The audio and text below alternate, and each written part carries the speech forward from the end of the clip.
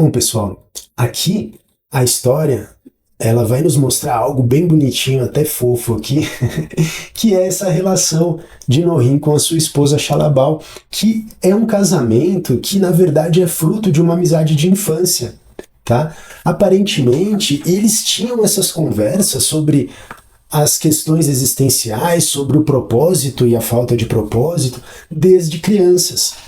Tá? O quadro ele vai mostrar aqui uma lembrança de Norim, em que ele conversa com a sua esposa, até então era sua amiga, né? Ambos crianças ainda, e essa sua amiga e futura esposa, Xalabal, lhe indaga então, lhe pergunta, né, sobre o motivo dele estudar tanto, sem se permitir qualquer tipo de diversão.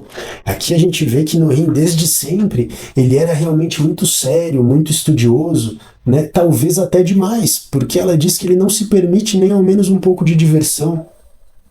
Xalabal vai dizer então a Norim que eles atingiram algo próximo à perfeição pela ciência e que ninguém mais teria que trabalhar para que tivesse uma vida confortável.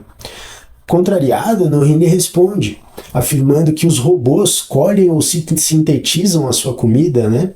Fazem as roupas que usam, as casas que moram, e que nenhum ser humano participaria então dessas atividades.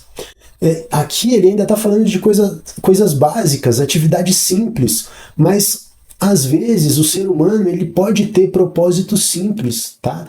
Ele pode se concentrar ali no plantio, ele pode se concentrar na colheita, na construção ali de algumas casas, enfim, nem todo ser humano precisa ter como propósito os grandes ideais.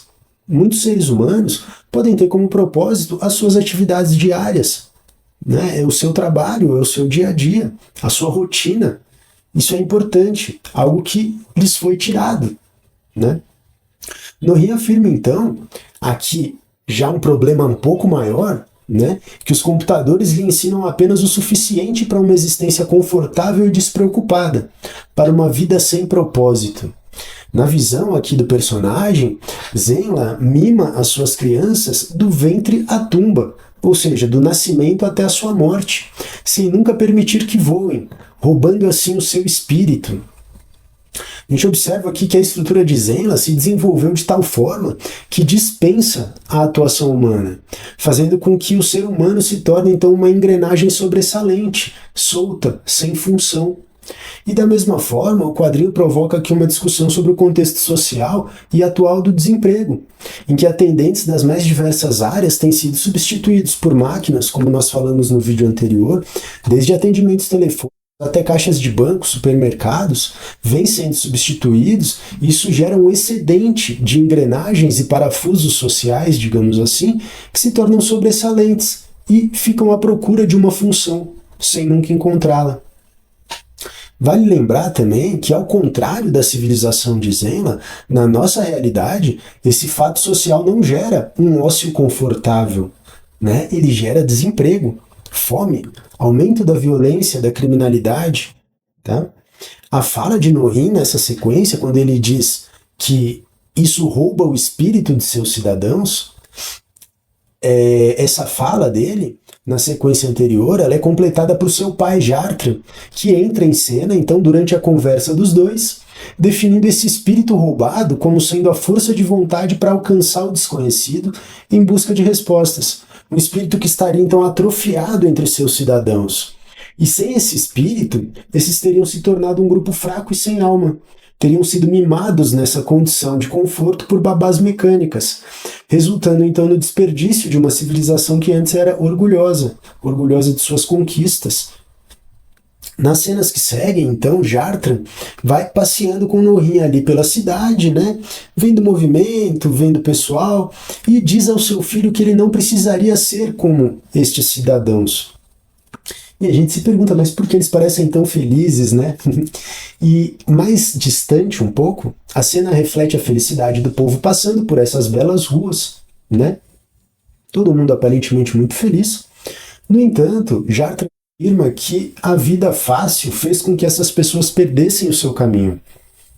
E que o amanhã não traria mistério ou promessa para essas pessoas, apenas a emoção do momento lhes seria importante. Jartra afirma aqui que a juventude se abandona naquilo que chama de aventuras de alteração da mente.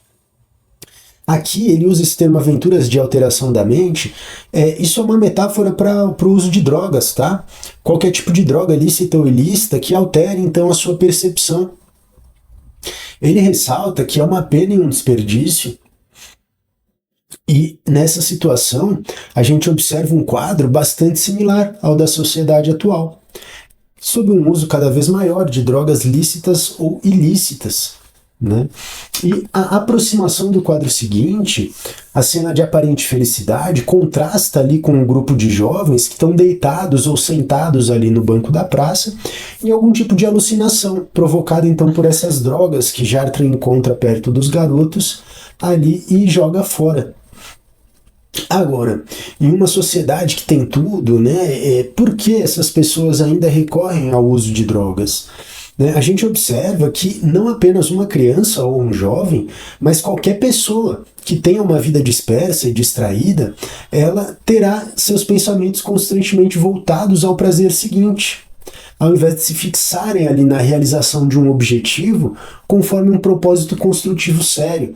Nós vimos um pouco sobre esse propósito construtivo sério quando estudamos sobre Sartre e a educação de Nourrit, né? É essa ideia, esse propósito de realmente fazer algo, né? De contribuir com algo para a sociedade. Esse desejo, então, de excitação, de euforia, quando ele é constante e exagerado, ele retrata uma característica própria do hedonismo. E ele pode ser indicativo de que há algum desejo frustrado ou uma insatisfação instintiva.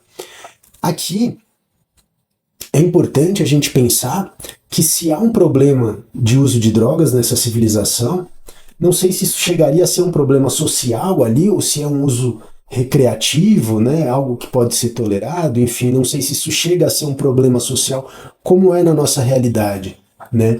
Mas se existe isso provavelmente é uma evidência de que alguns desses cidadãos eles têm o seu desejo frustrado, ou eles têm alguma forma de insatisfação instintiva, talvez uma falta de propósito.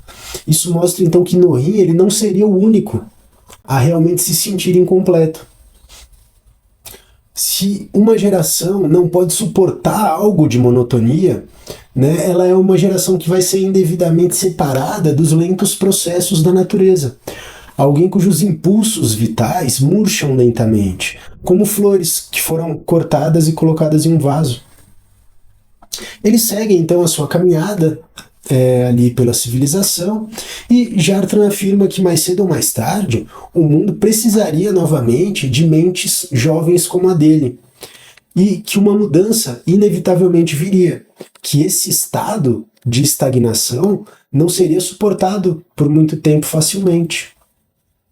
E aí nesse momento, na parte de trás de uma das lindas construções, porque Zena é uma civilização muito rica, né? Os prédios são lindos e enormes, tudo é muito bonito e aparentemente limpo, né? Então,